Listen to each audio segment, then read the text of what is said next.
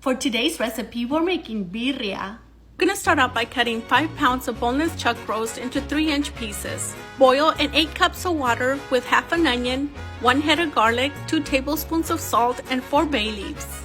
Boil for 1 hour over medium-high heat and skim off the fat that floats to the top. In a separate pan, heat up a small amount of vegetable oil, lightly toast your peppers and 6 garlic cloves.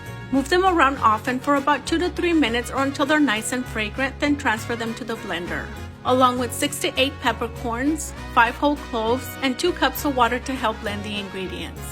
We're also going to fish out the onion and the garlic from the pot and add it to the blender as well. Blend until your sauce is nice and smooth, then strain it into the pot with the beef. Move it around until all the sauce has gone through the strainer and all you have left is the pulp from the peppers. You can also add a little bit of water to help the sauce go through the strainer a little bit faster.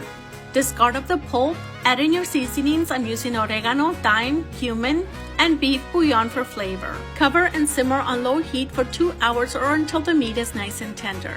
Enjoy this delicious birria by making birria queso tacos. Dip the tortilla in the broth, place it on a separate skillet and add your cheese, cilantro, onion, beef, more cheese.